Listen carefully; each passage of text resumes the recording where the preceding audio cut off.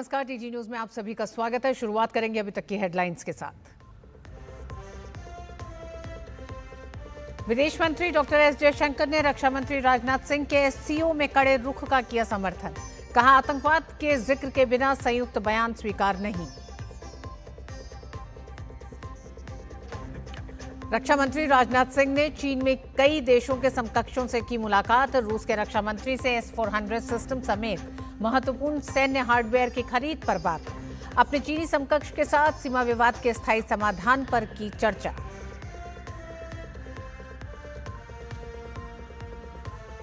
एक बार फिर शर्मसार हुआ पश्चिम बंगाल। कोलकाता के लॉ कॉलेज में सामूहिक दुष्कर्म, 3 आरोपी गिरफ्तार। राष्ट्रीय महिला आयोग ने लिया स्वतः संज्ञान। भाजपा ने ममता बनर्जी के शासन को बताया महिलाओं के लिए त्रासदी। राष्ट्रपति द्रौपदी मुर्मू ने एमएसएमई के क्षेत्र में महिलाओं के योगदान को सराहा। ग्रीन टेक्नोलॉजी को बढ़ावा देने पर दिया जोर। कहा, एमएसएमई में ग्रीन ऊर्जा की खपत को बढ़ाने के लिए भारत लगातार कर रहा प्रयास। और ओडिशा के पुरी में भगवान जगन्नाथ की रथ यात्रा का शुभारंभ। भगवान जगन्नाथ, बलभद्र और सुभद्रा अपने अपने रथों पर हुए विराजित। उमड़ा भक्तों का भारी सैलाब। राष्ट्रपति प्रधानमंत्री ने दी शुभकामनाएं।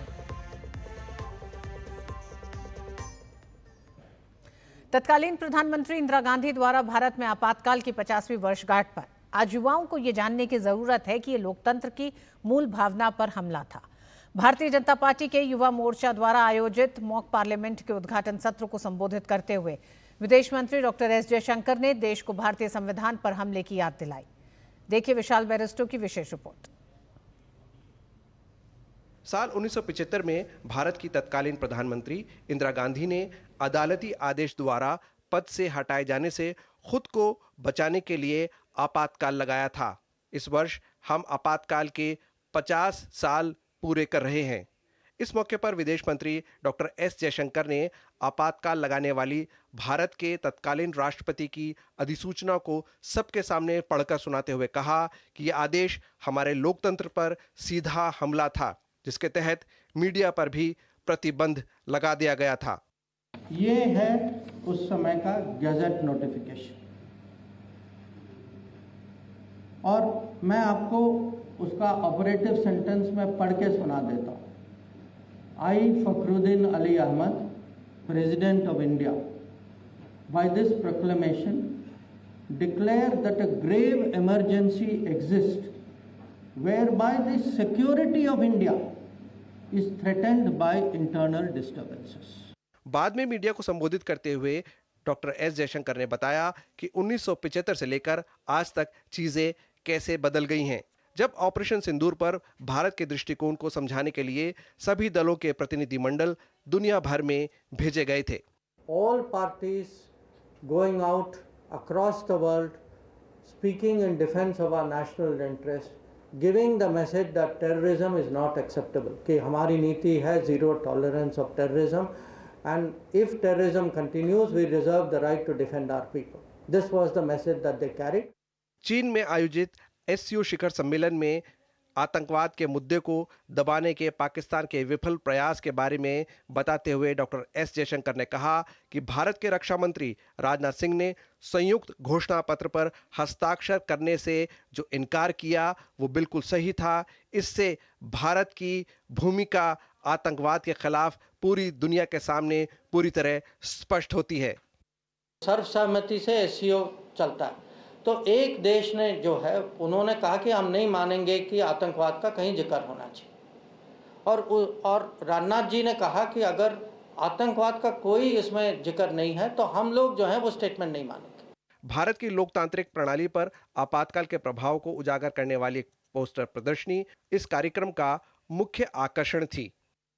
आपातकाल की भयावह कहानियों को साझा करते हुए विदेश मंत्री ने बताया कि किस तरह से उस वक्त अंतर्राष्ट्रीय स्तर पर भारत को बहुत दिक्कत आती थी, क्योंकि भारत मदर ऑफ डेमोक्रेसी कहलाता है और ऐसे देश में आपातकाल का लग जाना अपने आप में डेमोक्रेसी पर एक सवाल निशान खड़ा करता है। लेकिन विदेश में नहीं, देश में भी किशोर कुमार जैसे महान कलाकार को बैन कर दिया गया सिर्फ इसलिए क्योंकि उन्होंने यूथ कांग्रेस के कार्यक्रम में गाने से मना कर दिया था। कैमरामैन आनंद कश्यप के साथ मैं विशाल बैरिस्टो, डीडी न्यूज़, दिल्ली। और रक्षा मंत्री राजनाथ सिंह ने चीन के किंगदाओ में एससीओ रक्षा मंत्रियों की बैठक के दौरान चीनी समकक्ष एडमिरल डोंग जून के साथ द्विपक्षीय बैठक की। दोनों मंत्रियों ने भारत चीन सीमा पर शांति और सौहार्द बनाए रखने की आवश्यकता पर गहन चर्चा की। रक्षा मंत्री ने द्विपक्षीय संबंधों में सामान्य स्थिति वापस लाने के लिए दोनों पक्षों द्वारा किए जा रहे कार्यों की सराहना भी की। उन्होंने स्थायी जुड़ाव और तनाव कम करने के लिए एक ढांचागत रोड मैप के माध्यम से जटिल मुद्दों को हल करने की आवश्यकता पर प्रकाश डाला। राजनाथ सिंह ने दोनों देशों के बीच सीमा प्रबंधन पर भी जोर दिया और इस मुद्दे पर स्थापित तंत्र को पुनर्जीवित करके सीमांकन का स्थायी समाधान निकालने पर जोर दिया। राजनाथ सिंह ने सर्वोत्तम पारस्परिक लाभ प्राप्त करने के साथ साथ एशिया और दुनिया में स्थिरता के लिए सहयोग करने के लिए अच्छे पड़ोसी हालात बनाने की भी आवश्यकता पर जोर दिया है। राजनाथ सिंह ने जमीनी स्तर पर कार्रवाई करके 2020 के सीमा गतिरोध के बाद पैदा हुए विश्वास की कमी को पाटने का भी आह्वान किया। रक्षा मंत्री ने दोनों देशों के बीच राजनयिक संबंधों की स्थापना के 75 वर्ष पूरे होने के महत्वपूर्ण मील के पत्थर पर प्रकाश डाला। उन्होंने 5 साल के अंतराल के बाद कैलाश मानसरोवर यात्रा फिर से शुरू होने की भी सराहना की। राजनाथ सिंह ने अपने समकक्ष को 22 अप्रैल 2025 को जम्मू और कश्मीर के पहलगाम में निर्दोष नागरिकों के खिलाफ किए गए जघन्य आतंकवादी हमले और पाकिस्तान में आतंकवादी नेटवर्क को नष्ट करने के उद्देश्य से भारत के ऑपरेशन सिंदूर के बारे में भी जानकारी दी। रक्षा मंत्री राजनाथ सिंह ने चीन के किंगदाओ में एससीओ रक्षा मंत्रियों की बैठक के इतर रूसी रक्षा मंत्री से मुलाकात की। दोनों मंत्रियों ने वर्तमान भू राजनीतिक स्थितियों, सीमा पर आतंकवाद और भारत रूस रक्षा सहयोग जैसे कई विषयों पर गहन चर्चा की। रूसी रक्षा मंत्री ने भारत रूस के दीर्घकालिक संबंधों पर प्रकाश डाला जो समय की कसौटी पर खरे उतरे हैं और जम्मू कश्मीर के पहलगाम में 22 अप्रैल को हुए भयावह और कायराना आतंकवादी कृत्य पर भारत के साथ एकजुटता व्यक्त की। ऑपरेशन सिंदूर की पृष्ठभूमि में हुई दोनों रक्षा मंत्रियों की इस बैठक को काफी अहम माना जा रहा है। रक्षा उत्पादन, विशेष रूप से वायु रक्षा, हवा से हवा में मार करने वाली मिसाइलों, आधुनिक क्षमताओं और हवाई प्लेटफॉर्मों के उन्नयन जैसी महत्वपूर्ण वस्तुओं के उत्पादन को बढ़ाने की आवश्यकता को देखते हुए S-400 सिस्टम की आपूर्ति, Su-30 MKI को अपग्रेड करने और शीघ्र समय सीमा में महत्वपूर्ण सैन्य हार्डवेयर की खरीद पर दोनों देशों के रक्षा मंत्रियों की महत्वपूर्ण चर्चा हुई।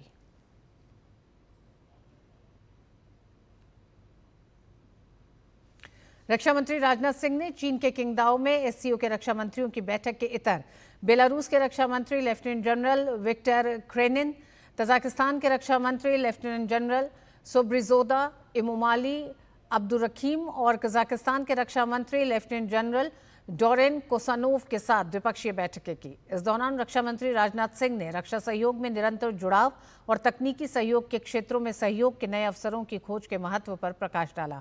उन्होंने रक्षा उत्पादन के क्षेत्र में भारत द्वारा की गई तीव्र प्रगति और कई प्रमुख क्षेत्रों में अपनी रक्षा आवश्यकताओं को पूरा करने में आत्मनिर्भरता प्राप्त करने पर प्रकाश डाला। राजनाथ सिंह ने अपने समकक्षों को पहलगाम आतंकी हमले और पाकिस्तान में आतंकवादी नेटवर्क को खत्म करने के उद्देश्य से भारत द्वारा शुरू किए गए ऑपरेशन सिंदूर के बारे में भी जानकारी दी।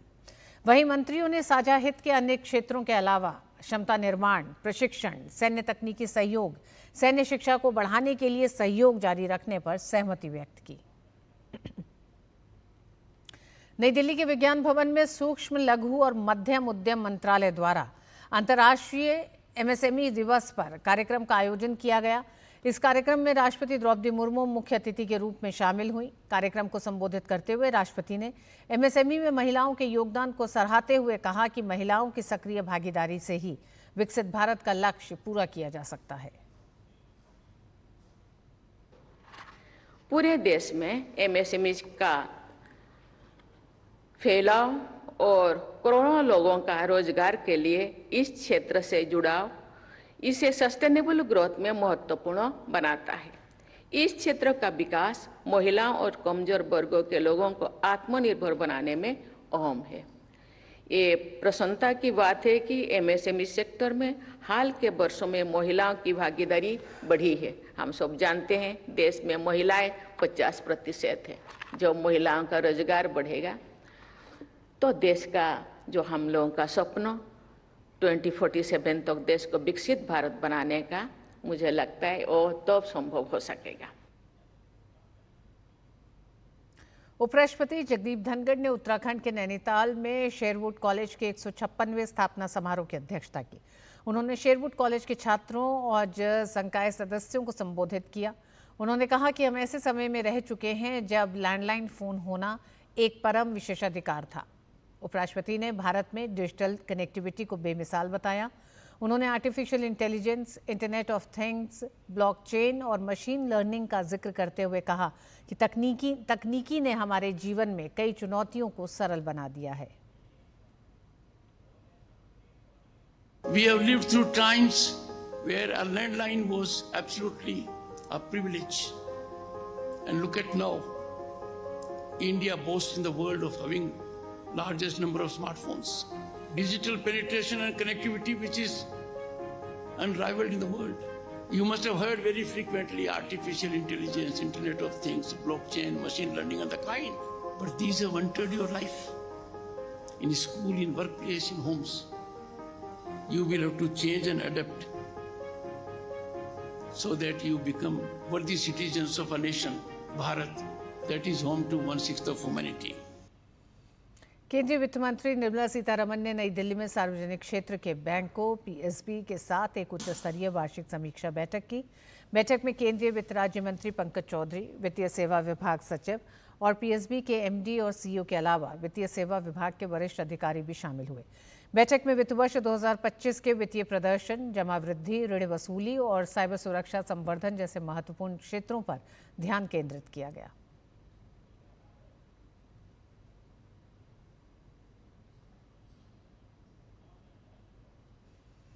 और बुलेटिन में वक्त एक छोटे से ब्रेक का। आप देखते रहिए डीडी न्यूज़।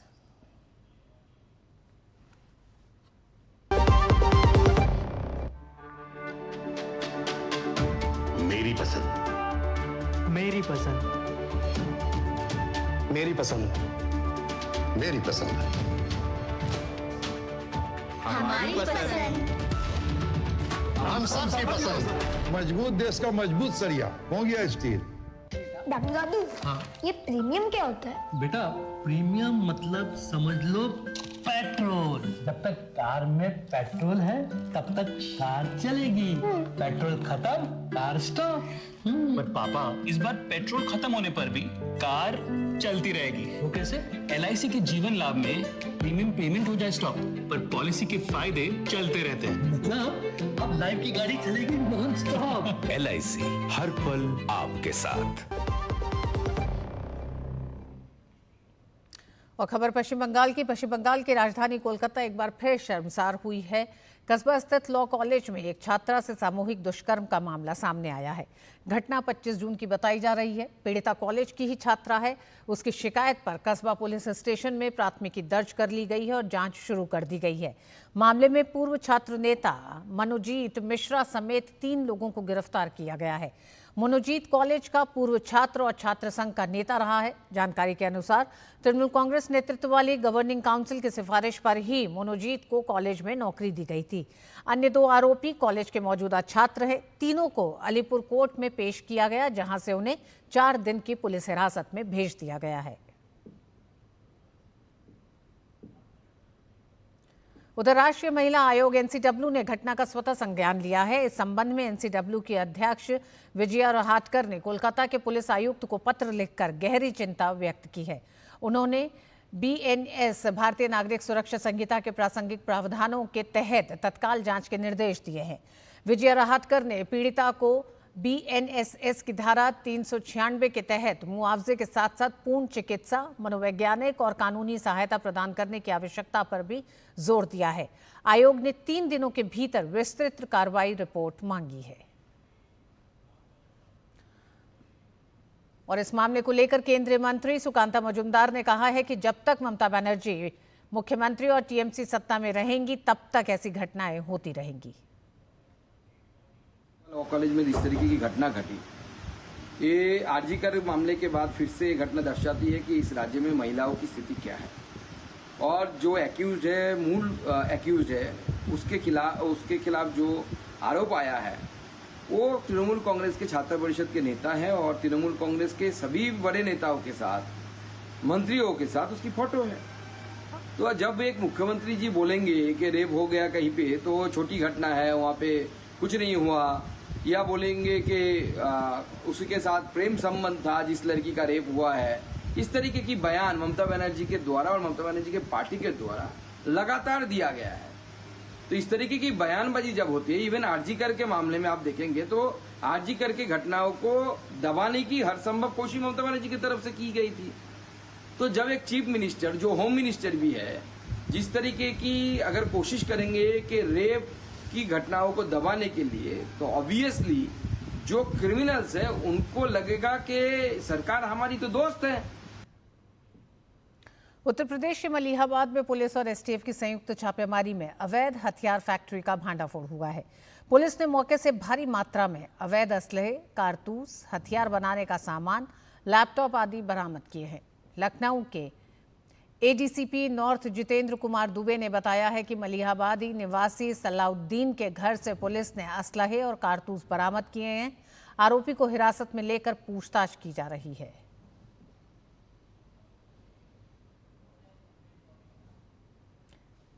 थाना मलिहाबाद पर जरिए मुखबिर एक सूचना प्राप्त होती है कि कस्बा क्षेत्र में ही एक व्यक्ति के द्वारा कुछ अवैध हथियारों का भंडारण किया गया है। इस सूचना पर थाना मलिहाबाद उसके साथ साथ रहीमाबाद थाना क्षेत्र की टीम का गठन करते हुए इस पर जो ऑपरेशन किया गया, इस ऑपरेशन के दौरान कुछ अवैध असलहे बनाने के कुछ उपकरण एवं कुछ कारतूस बरामद हुए हैं। साथ ही प्राप्त जानकारी के अनुसार जो सूचनाएं मिली थी उस पर काम करते हुए सलाउद्दीन उर्फ लाला सन ऑफ शहाबुद्दीन जो मलिहाबाद क्षेत्र का ही है, इस व्यक्ति को हिरासत में लेकर के पूछताछ की जा रही है। अन्य विधिक कार्यवाहियाँ प्रचलित हैं।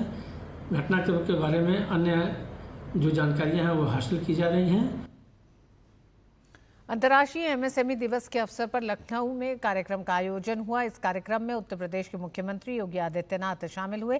कार्यक्रम को संबोधित करते हुए उन्होंने कहा कि युवा की प्रतिभा को एक मंच प्रदान करने के लिए सीएम युवा स्कीम की शुरुआत की गई है। उत्तर प्रदेश का हर युवा की प्रतिभा और उसकी ऊर्जा का लाभ हम उत्तर प्रदेश के विकास में लगाना चाहते हैं। उत्तर प्रदेश को देश की अग्रणी अर्थव्यवस्था के रूप में स्थापित करना चाहते हैं।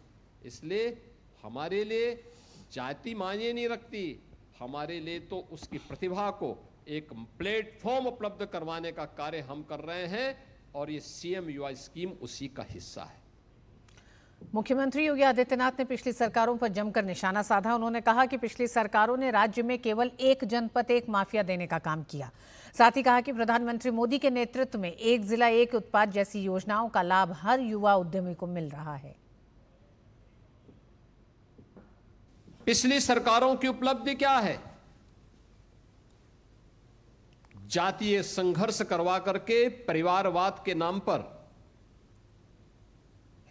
एक जनपद एक माफिया देने, यही उनकी पिछली सरकारों की उपलब्धि रही है, जिसके कारण उत्तर प्रदेश के नौजवानों के सामने, उत्तर प्रदेश के नागरिकों के सामने पहचान का संकट खड़ा हुआ था। और आज उत्तर प्रदेश की विरासत पर गौरव की अनुभूति करने के लिए पहचान के संकट से डबल इंजन की सरकार ने आपको उभार करके वन डिस्ट्रिक्ट वन प्रोडक्ट दे करके उत्तर प्रदेश को उसकी विरासत से जोड़ने का काम किया है। इस कार्यक्रम में कई युवा उद्यमी भी शामिल हुए। लाभार्थियों ने सीएम युवा स्कीम और एक जिला एक उत्पाद जैसी योजनाओं से मिल रहे लाभ के लिए खुशी व्यक्त की, साथ ही सरकार का आभार भी व्यक्त किया। सीएम युवा योजना के तहत मुझे लाभ मिला है 5 लाख रुपए का, जो कि ब्याज मुक्त लोन है अपने स्टार्टअप के लिए। मेरा जो स्टार्टअप है वो महिलाओं की एक बहुत ही कॉमन प्रॉब्लम को देखते हुए मैंने स्टार्ट किया है, पीसीओडी और पीसीओएस। सीएम युवा उद्यमी योजना से मुझे 5 लाख रुपए प्राप्त हुए हैं, जिससे मैंने सोलर का कार्य शुरू किया। योगी जी की योजना के तहत मुझे बहुत सहायता मिली है, जिससे मैंने खुद का आगे काम बढ़ाया है। माननीय मुख्यमंत्री जी की ओडीओपी स्कीम के थ्रू मुझे ये 50 लाख रुपए का चेक मिला है। माननीय मुख्यमंत्री जी के हाथों से मुझे 50 लाख का चेक मिला है, जिसके अंदर मुझे मार्जिन मनी 10 लाख रुपए मिले हैं। और मुख्यमंत्री जी के इस सहयोग की वजह से मैं अपने बिजनेस को डबल कर सकता हूँ। मैंने अभी नई मैन्युफैक्चरिंग यूनिट डाली है जो क्ले पॉटरी प्रोडक्शन करती है। मतलब हम लोग कुल्हड़ से रिलेटेड चीज़ें बनाते हैं, मिट्टी के बर्तन हो गए और कटोरियाँ हो गई, कुल्हड़ हो गए, और इससे हम लोग मैन्युफैक्चर करते हैं। और मैंने ये CM युवा उद्यम योजना के थ्रू सरकार से लोन लिया था और वो मुझे मिला है, और उसी की वजह से ये मुझे मदद मिल सकती है। योगी आदित्यनाथ जी ने मुझे ODOP की तरफ से टूल किट दिया है, जिससे थारू क्षेत्र में बहुत ही वृद्धि हुई है और थारू क्षेत्र में बहुत वृद्धि हुई है, जिससे मैं योगी आदित्यनाथ जी को धन्यवाद करना चाहती हूँ। मैंने चिकनकारी का काम स्टार्ट किया है, जिसमें मुझे सरकार की तरफ से बहुत अच्छा सहयोग मिला है, जो कि ODOP योजना के तहत मिला है, जिसमें हमें सब्सिडी का फायदा भी मिलेगा और बैंक की तरफ से और सरकार की तरफ से हमें बहुत सपोर्ट मिला है, जिसकी वजह से आज मैं पहले जो व्यापारी थी, आज मैं उद्यमी बन गई हूँ।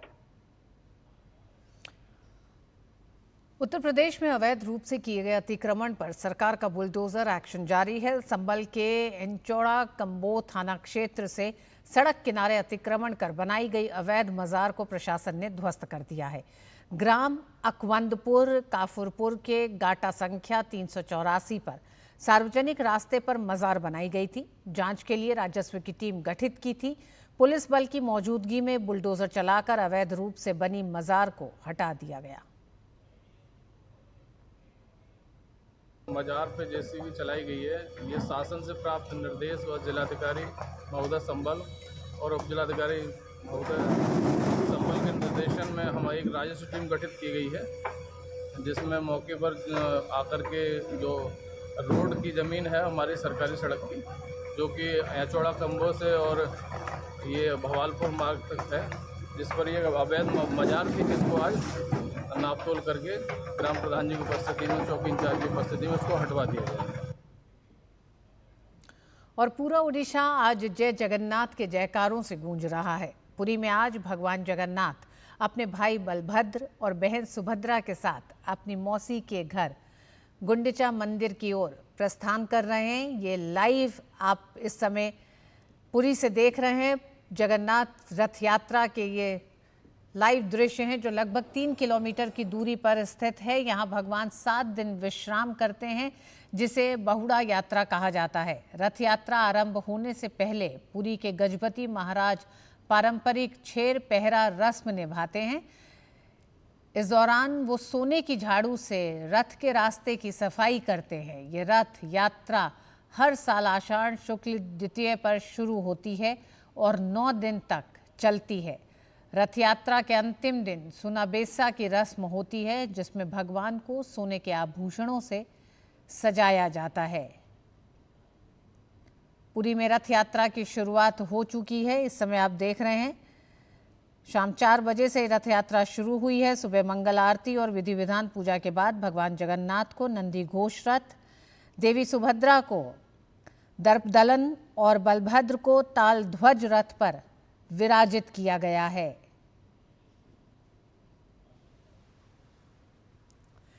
इमरजेंसी के दिनों को याद करते हुए वरिष्ठ पत्रकार कोमी कपूर ने कहा है कि इमरजेंसी के दौरान मदरलैंड के संपादक KR मलकानी ऐसे पहले शख्स थे जिनको सरकार ने गिरफ्तार किया था। उन्होंने कहा कि उस समय सरकार के खिलाफ लिखना बहुत कठिन था। इमरजेंसी में मेरा ख्याल है मलकानी जी पहले आदमी थे जो अरेस्ट हुआ था। वो तो उनका अरेस्ट हुआ 11 बजे ऐसा कुछ, इसलिए इतना जल्दी हुआ था कि नेक्स्ट डे हिंदुस्तान टाइम्स आया था, छपा था। इंडियन एक्सप्रेस सब जो अखबार थे, बहादुर जफर मार्ग, वो तो बिजली कट गई थी तो नहीं थे। लेकिन हिंदुस्तान टाइम्स में एक बॉक्स आइटम आया था, KR Malkani arrested, and nobody knew what was the reason for that.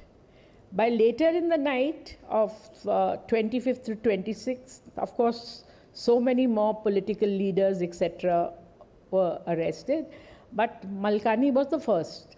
Mrs. Gandhi बहुत नाराज़ थी मलकानी जी के अखबार के खिलाफ थी, क्योंकि उस ज़माने में to write against the government was very difficult. Very few people did. And Malkani ji used to write all kinds of stories. Actually later वो स्टोरीज सच पड़े, but she use to claim कि ये सब झूठ है, झूठ है, झूठ है। नगरवाला शी से झूठ है, झूठ है, सब सच निकला। वैसे काफ़ी थे, मैं याद है, मैं I started my career actually working in Motherland. Coomi Kapoor वरिष्ठ पत्रकार हैं। इन्होंने द इमरजेंसी एक पुस्तक भी लिखी है जिसमें इमरजेंसी के दौर के तमाम वो प्रकरण शामिल हैं जिनमें किस तरह से पत्रकारों और अभिव्यक्ति की आज़ादी को ख़त्म किया गया था कांग्रेस द्वारा। इस बुलेटिन में बस इतना ही। मुझे दीजिए अनुमति। नमस्कार।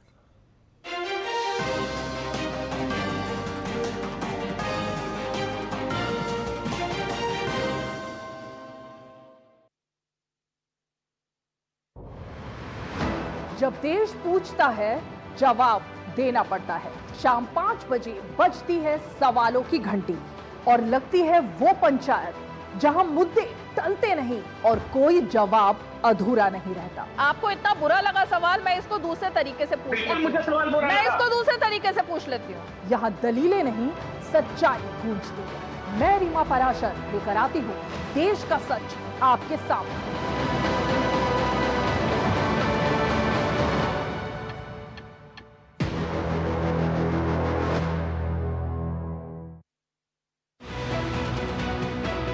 हर खबर की बारीकी से होती है पड़ताल, खबर के पीछे का सच और उसका सटीक विश्लेषण आप तक लेकर आते हैं हम, चाहे बात सियासत की हो या अंतर्राष्ट्रीय जगत। ग्राउंड जीरो से रखते हैं खबर पर पहली नजर। देखिए हमारा खास शो खबरों का सरपंच न्यूज पंच, सोमवार से शुक्रवार सुबह 10:30 बजे और दोपहर 2 बजे सिर्फ न्यूज पंच।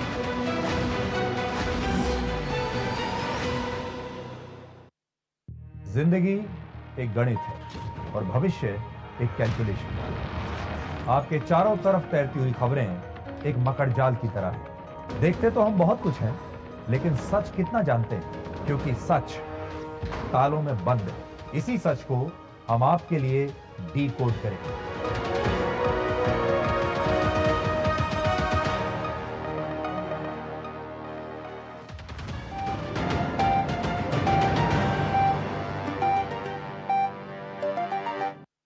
मन की बात है जन जन की, संघर्षों के कुछ किस्से, कहानी कुछ सफलताओं की, अनकही विरासत की, उम्मीदें नए भारत की।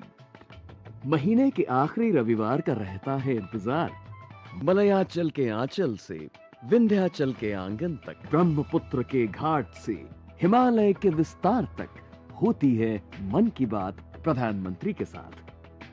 तो सुनिए इस महीने 29 जून सुबह 11 बजे मन की बात आकाशवाणी और दूरदर्शन के सभी चैनलों पर और प्रसार भारती के OTT प्लेटफॉर्म वेव्स पर सजीव प्रसारण लाइव स्ट्रीमिंग के माध्यम से।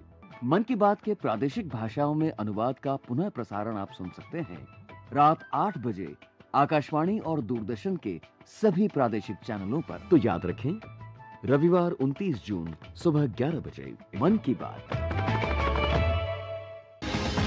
दिन भर की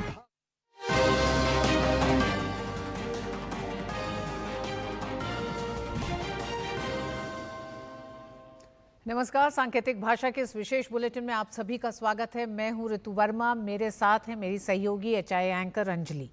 खबरों की शुरुआत करने से पहले नजर डालेंगे सबसे पहले हेडलाइंस पर।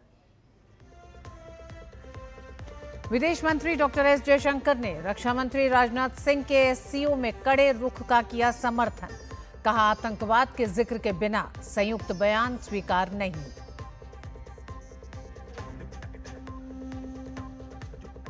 रक्षा मंत्री राजनाथ सिंह ने चीन में की कई देशों के समकक्षों से मुलाकात। रूस के रक्षा मंत्री से S-400 सिस्टम समेत महत्वपूर्ण सैन्य हार्डवेयर की खरीद पर बात। अपने चीनी समकक्ष के साथ सीमा विवाद के स्थायी समाधान पर की चर्चा।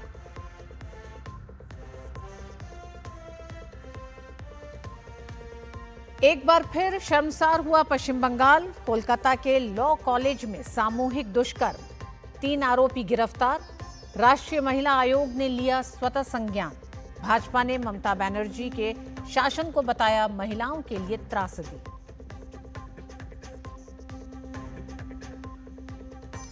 राष्ट्रपति द्रौपदी मुर्मू ने एमएसएमई के क्षेत्र में महिलाओं के योगदान को सराहा। ग्रीन टेक्नोलॉजी को बढ़ावा देने पर दिया जोर। कहा, एमएसएमई में ग्रीन ऊर्जा की खपत को बढ़ाने के लिए भारत लगातार कर रहा प्रयास।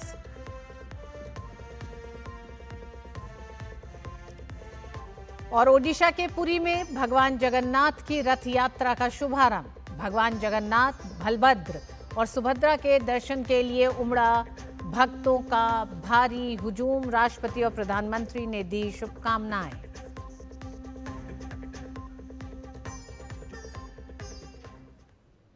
पश्चिम बंगाल की राजधानी कोलकाता एक बार फिर शर्मसार हुआ है। कस्बा स्थित लॉ कॉलेज में एक छात्रा से सामूहिक दुष्कर्म का मामला सामने आया है। घटना 25 जून की बताई जा रही है। पीड़िता कॉलेज की ही छात्रा है। उसकी शिकायत पर कस्बा पुलिस स्टेशन में प्राथमिकी दर्ज कर ली गई और जांच शुरू कर दी गई है। मामले में पूर्व छात्र नेता मोनोजीत मिश्रा समेत 3 लोगों को गिरफ्तार किया गया है। मोनोजीत कॉलेज का पूर्व छात्र और छात्र संघ का नेता रहा है। जानकारी के अनुसार तृणमूल कांग्रेस नेतृत्व वाली गवर्निंग काउंसिल की सिफारिश पर ही मोनोजीत को कॉलेज में नौकरी दी गई थी। अन्य 2 आरोपी कॉलेज के मौजूदा छात्र हैं। तीनों को अलीपुर कोर्ट में पेश किया गया, जहां से उन्हें 4 दिन की पुलिस हिरासत में भेज दिया गया है। और इस मामले को लेकर केंद्रीय मंत्री सुकांता मजूमदार ने कहा कि जब तक ममता बनर्जी मुख्यमंत्री और टीएमसी सत्ता में रहेगी, तब तक ऐसी घटनाएं होती रहेंगी। कस्बा लॉ कॉलेज में इस तरीके की घटना घटी, ये आरजीकर मामले के बाद फिर से ये घटना दर्शाती है कि इस राज्य में महिलाओं की स्थिति क्या है। और जो एक्यूज है, मूल एक्यूज है, उसके खिलाफ जो आरोप आया है वो तृणमूल कांग्रेस के छात्र परिषद के नेता है और तृणमूल कांग्रेस के सभी बड़े नेताओं के साथ, मंत्रियों के साथ उसकी फोटो है। तो जब एक मुख्यमंत्री जी बोलेंगे कि रेप हो गया कहीं पे तो छोटी घटना है, वहाँ पे कुछ नहीं हुआ, या बोलेंगे कि उसके साथ प्रेम संबंध था जिस लड़की का रेप हुआ है, इस तरीके की बयान ममता बनर्जी के द्वारा और ममता बनर्जी के पार्टी के द्वारा लगातार दिया गया है। तो इस तरीके की बयानबाजी जब होती है, इवन आरजीकर के मामले में आप देखेंगे तो आरजीकर के घटनाओं को दबाने की हर संभव कोशिश ममता बनर्जी की तरफ से की गई थी। तो जब एक चीफ मिनिस्टर जो होम मिनिस्टर भी है, जिस तरीके की अगर कोशिश करेंगे कि रेप की घटनाओं को दबाने के लिए, तो ऑब्वियसली जो क्रिमिनल्स है उनको लगेगा कि सरकार हमारी तो दोस्त है। उधर राष्ट्रीय महिला आयोग ने घटना का स्वतः संज्ञान लिया है। इस संबंध में एनसीडब्ल्यू के अध्यक्ष विजया रहाटकर ने कोलकाता के पुलिस आयुक्त को पत्र लिखकर गहरी चिंता व्यक्त की है। उन्होंने बीएनएस के प्रासंगिक प्रावधानों के तहत तत्काल जांच के निर्देश दिए हैं। विजया रहाटकर ने पीड़िता को बीएनएसएस की धारा 396 के तहत मुआवजे के साथ साथ पूर्ण चिकित्सा, मनोवैज्ञानिक और कानूनी सहायता प्रदान करने की आवश्यकता पर भी जोर दिया। आयोग ने 3 दिनों के भीतर विस्तृत कार्रवाई रिपोर्ट मांगी है।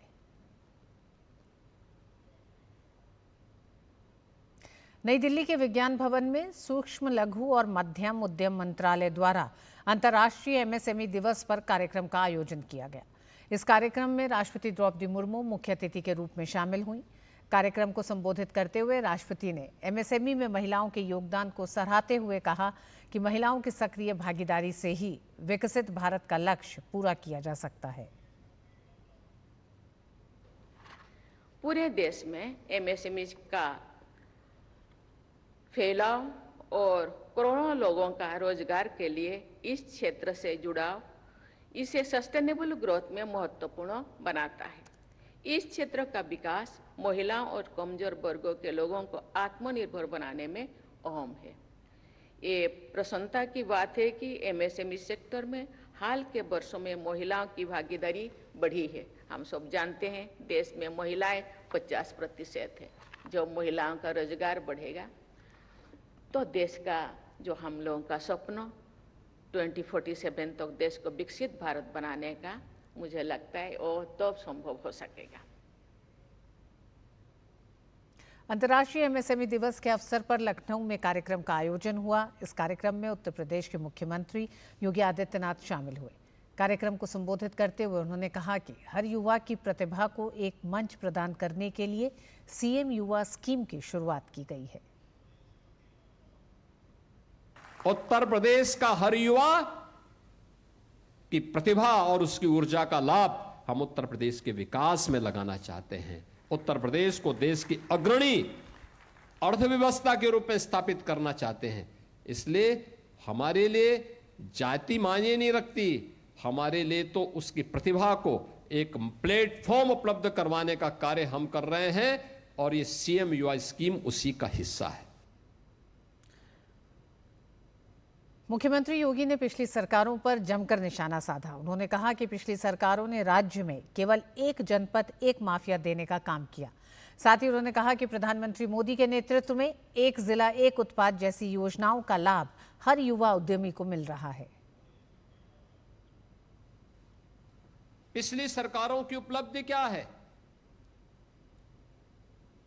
जातीय संघर्ष करवा करके परिवारवाद के नाम पर एक जनपद एक माफिया देने, यही उनकी पिछली सरकारों की उपलब्धि रही है, जिसके कारण उत्तर प्रदेश के नौजवानों के सामने, उत्तर प्रदेश के नागरिकों के सामने पहचान का संकट खड़ा हुआ था। और आज उत्तर प्रदेश की विरासत पर गौरव की अनुभूति करने के लिए पहचान के संकट से डबल इंजन की सरकार ने आपको उभार करके वन डिस्ट्रिक्ट वन प्रोडक्ट दे करके उत्तर प्रदेश को उसकी विरासत से जोड़ने का काम किया है।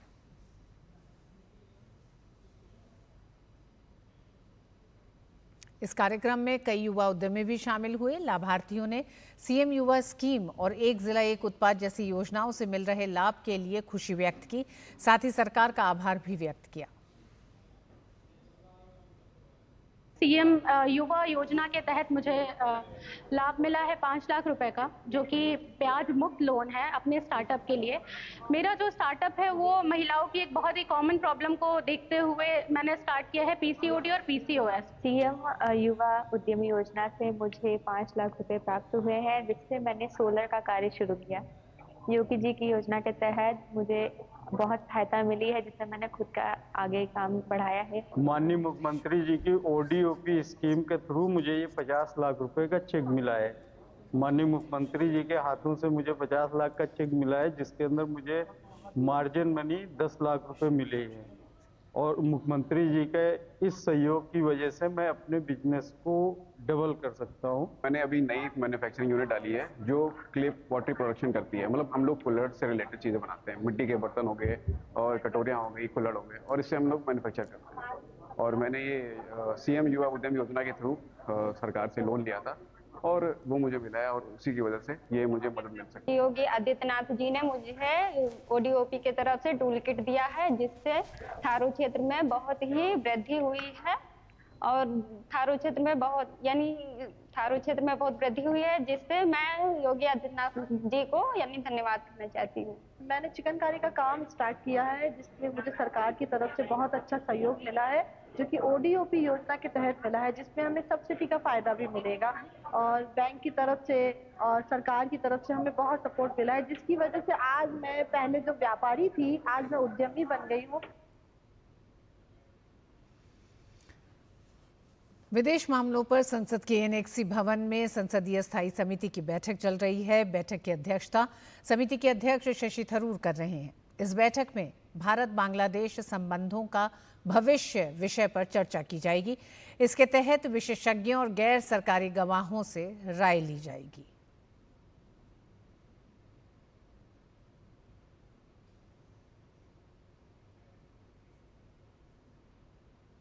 ओडिशा समेत आज पूरा देश जय जगन्नाथ के जयकारों से गूंज रहा है। पुरी में भगवान जगन्नाथ की रथ यात्रा की शुरुआत हो चुकी है। मंगल आरती और विधि विधान पूजा के बाद भगवान जगन्नाथ को नंदी घोष रथ, देवी सुभद्रा को दर्पदलन और बलभद्र को ताल ध्वज रथ पर विराजित किया गया। रथ पर विराजित करने के बाद भगवान का समर्पण तिलक किया गया। इसके साथ ही पुरी राज परिवार के गजपति दिव्य सिंह देव ने रथ के आगे सोने के झाड़ू से बुहारा लगाकर रथ यात्रा की शुरुआत की। रथ से भगवान जगन्नाथ अपने भाई बलभद्र और बहन सुभद्रा के साथ करीब 3 किलोमीटर दूर गुंडिचा मंदिर जाते हैं। ये उनकी मौसी का घर माना जाता है। यहाँ भगवान 7 दिन विश्राम करते हैं, जिसे बहुड़ा यात्रा कहा जाता है। ये रथ यात्रा हर साल आषाढ़ शुक्ल द्वितीय पर शुरू होती है और 9 दिन तक चलती है। रथ यात्रा के अंतिम दिन सुनाबेसा की रस्म होती है, जिसमें भगवान को सोने के आभूषणों से सजाया जाता है।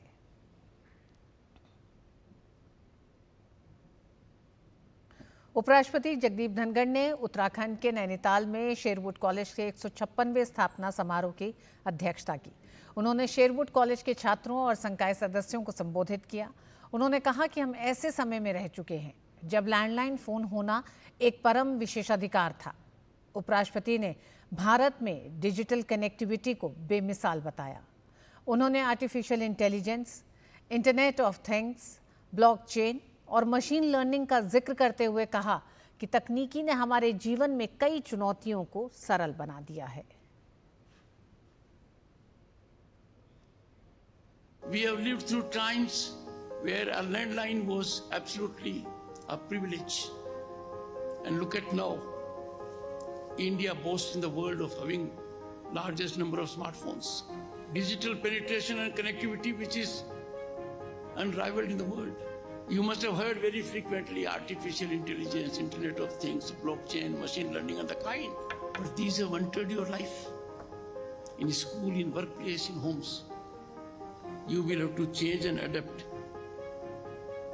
so that you become worthy citizens of a nation, Bharat, that is home to 1/6 of humanity. और बुलेटिन में वक्त एक छोटे से ब्रेक का। आप देखते रहिए डीडी न्यूज।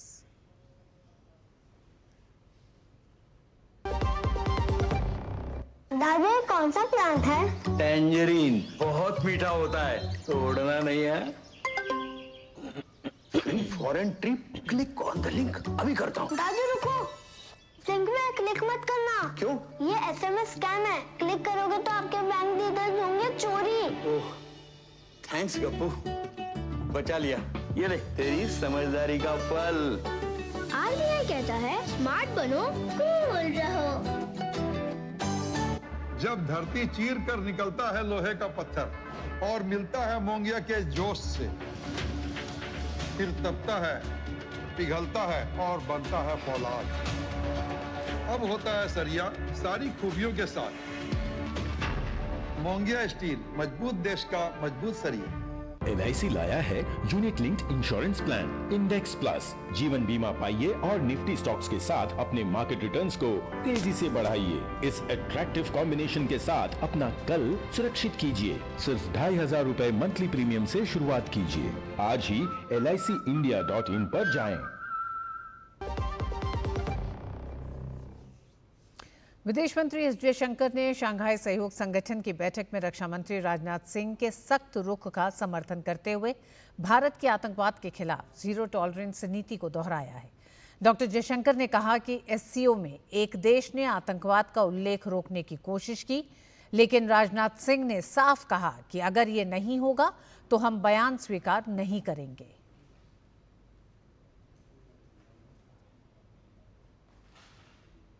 सर्वसहमति से SCO चलता है, तो एक देश ने जो है उन्होंने कहा कि हम नहीं मानेंगे कि आतंकवाद का कहीं जिक्र होना चाहिए, और राजनाथ जी ने कहा कि अगर आतंकवाद का कोई इसमें जिक्र नहीं है तो हम लोग जो है वो स्टेटमेंट नहीं मानेंगे। डॉक्टर एस जयशंकर ने इससे पहले आपातकाल के 50 साल पर आयोजित मॉक पार्लियामेंट को संबोधित करते हुए कहा कि आजकल कुछ लोग संविधान को लेकर हाथ में घूमते हैं, लेकिन कांग्रेस ने आपातकाल के लिए कभी माफी नहीं मांगी। कुछ लोग कॉन्स्टिट्यूशन को हाथ में लेके घूमते हैं, अंदर कुछ भावनाएं और कुछ अलग है, ये आप समझ लीजिए। लोगों का रिकॉर्ड देखें, पॉलिटिकल पार्टीज की भी DNA होती है, और ये DNA कि आज तक इमरजेंसी के बारे में रिग्रेट कभी भी ये नहीं कहा कि गलत निर्णय था, कि हम सॉरी हैं, कि हम लोगों ने कितने देश का जीवन, कितने लोगों का जीवन बिगाड़ा। Congress party, Indira Gandhi, even Rajiv Gandhi, they have never expressed regret for emergency.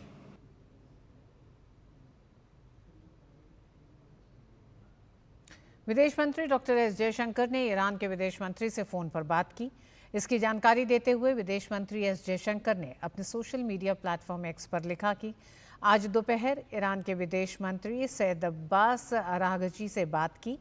मौजूदा जटिल स्थिति में ईरान के दृष्टिकोण और सोच को साझा करने के लिए उनकी सराहना करता हूं। भारतीय नागरिकों की सुरक्षित निकासी में मदद करने के लिए उन्हें धन्यवाद दिया।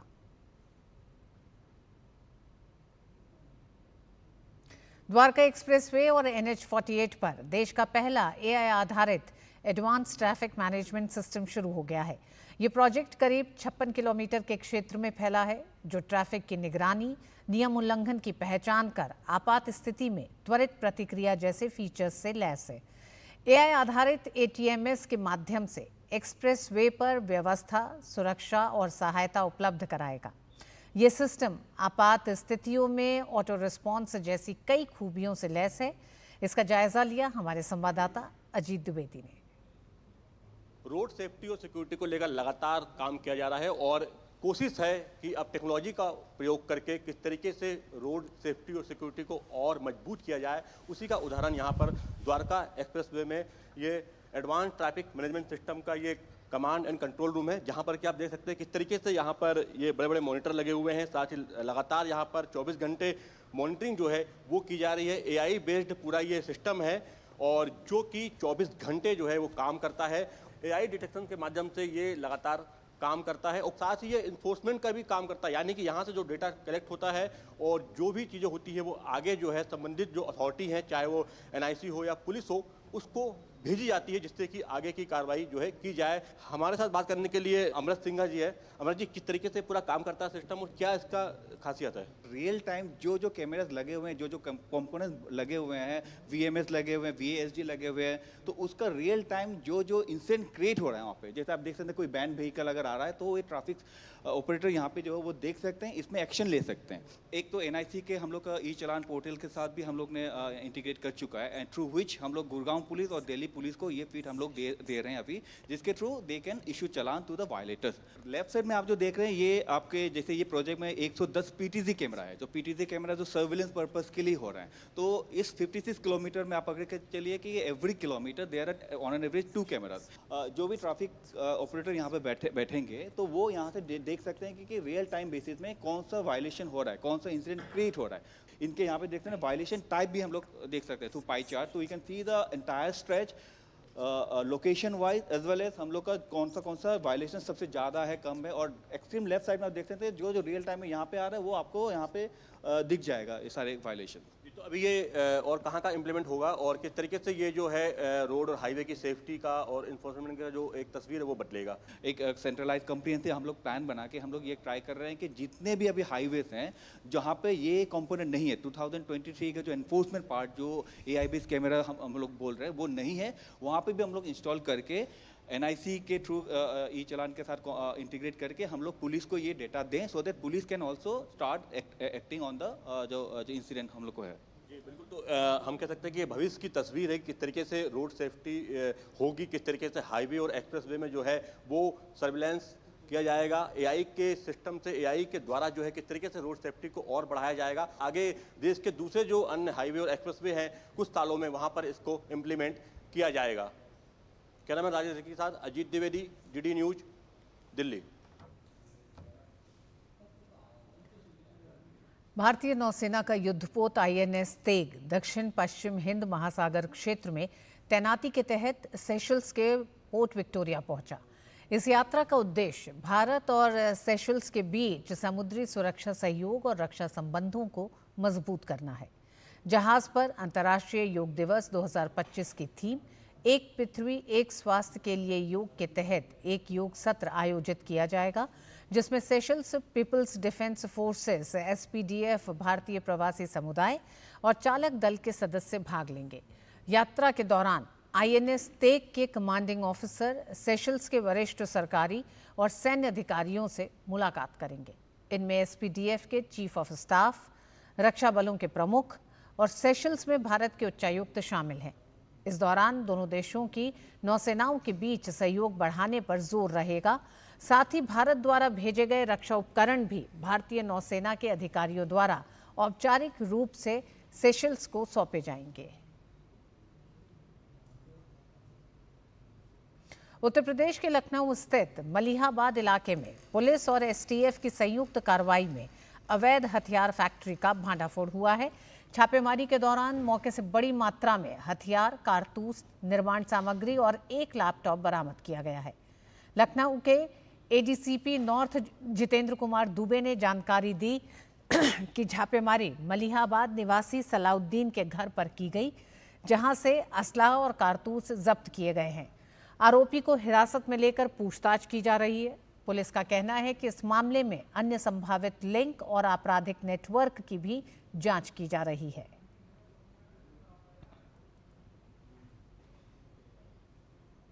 थाना मलिहाबाद पर जरिए मुखबिर एक सूचना प्राप्त होती है कि कस्बा क्षेत्र में ही एक व्यक्ति के द्वारा कुछ अवैध हथियारों का भंडारण किया गया है। इस सूचना पर थाना मलिहाबाद उसके साथ साथ रहीमाबाद थाना क्षेत्र की टीम का गठन करते हुए इस पर जो ऑपरेशन किया गया, इस ऑपरेशन के दौरान कुछ अवैध असलहे बनाने के कुछ उपकरण एवं कुछ कारतूस बरामद हुए हैं। साथ ही प्राप्त जानकारी के अनुसार जो सूचनाएं मिली थी उस पर काम करते हुए सलाउद्दीन उर्फ लाला सनाब शहाबुद्दीन, जो मलिहाबाद क्षेत्र का ही है, इस व्यक्ति को हिरासत में लेकर के पूछताछ की जा रही है। अन्य विधिक कार्रवाइयाँ प्रचलित हैं। घटनाक्रम के बारे में अन्य जो जानकारियां हैं वो हासिल की जा रही हैं। उत्तर प्रदेश में अवैध रूप से किए गए अतिक्रमण पर सरकार का बुलडोजर एक्शन जारी है। संभल के इंचौड़ा कंबोह थाना क्षेत्र से सड़क किनारे अतिक्रमण कर बनाई गई अवैध मजार को प्रशासन ने ध्वस्त कर दिया है। ग्राम अखवंदपुर काफुरपुर के गाटा संख्या 384 पर सार्वजनिक रास्ते पर मजार बनाई गई थी। जांच के लिए राजस्व की टीम गठित की थी। पुलिस बल की मौजूदगी में बुलडोजर चलाकर अवैध रूप से बनी मजार को हटा दिया गया। मजार पे जेसीबी चलाई गई है। ये शासन से प्राप्त निर्देश व जिलाधिकारी महोदय संभल और उप जिलाधिकारी महोदय संभल के निर्देशन में हमारी एक राजस्व टीम गठित की गई है, जिसमें मौके पर आकर के जो रोड की ज़मीन है हमारी सरकारी सड़क की, जो कि ऐचौड़ा कंबो से और ये भवालपुर मार्ग तक है, जिस पर ये अवैध मजार थी, जिसको आज नापतोल करके ग्राम प्रधान जी की उपस्थिति में, चौकी इंचार्ज की उपस्थिति में उसको हटवा दिया गया है। श्री अमरनाथ यात्रा को लेकर केंद्र और जम्मू कश्मीर प्रशासन सतर्क है। तीर्थयात्रियों की सुरक्षा सुनिश्चित करने के लिए सुरक्षा जांच के पुख्ता इंतजाम किए गए हैं। यात्रियों के जत्थों को रवाना करने से पहले सत्यापन और तलाशी की जा रही है। राज्य पुलिस, CRPF, सेना और खुफिया एजेंसियां समन्वय में काम कर रही हैं। बालटाल और पहलगाम मार्गों पर विशेष नाके लगाए गए हैं। संवेदनशील इलाकों में ड्रोन से भी निगरानी की जा रही है, जबकि CCTV कैमरों के जरिए हर गतिविधि पर नजर रखी जा रही है। सुरक्षा अधिकारियों का कहना है कि किसी भी प्रकार की संदिग्ध गतिविधि को नजरअंदाज नहीं किया जा रहा है। हर वाहन और व्यक्ति की जांच हो रही है। सुरक्षा एजेंसियां पूरी तरह मुस्तैद हैं ताकि श्री अमरनाथ यात्रा शांति और श्रद्धा के साथ संपन्न हो सके।